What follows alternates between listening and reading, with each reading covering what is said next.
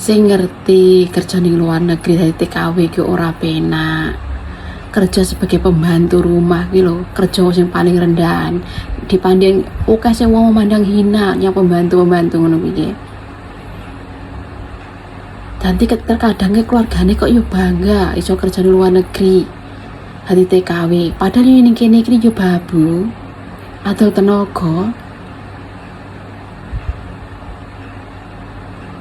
Sing ngerti banggane iki opo?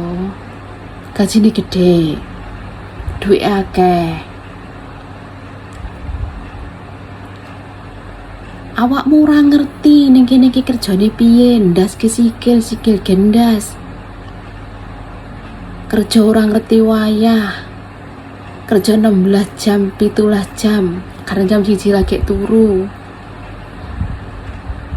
Kadang turu pirang jam, 4 jam, 3 jam.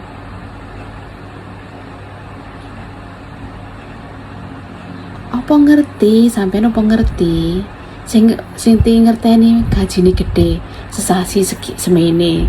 Prosesi semene. Oh iya, jan ki wis pirang sasi ngitungi driji. Tapi proses kuwi apa yang ngrasakne? Roh rasane prosesi. Kuwi lah derita seorang TKW yang sebenar. Jarang uang sing mengutarakan ibadah TKW kerjane piye. Arang sing iso mengutarakan ngono iki.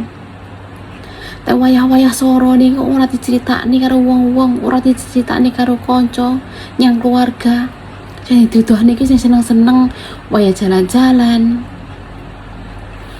Wayah kumpul-kumpul kanca. Kuwi sing ketokne ning media sosial. Ora mungkin diketokne sing ning media sosial ki soro-soro ngono kuwi. Jan delok. Enek TKW sing ngono-ngono kuwi arang.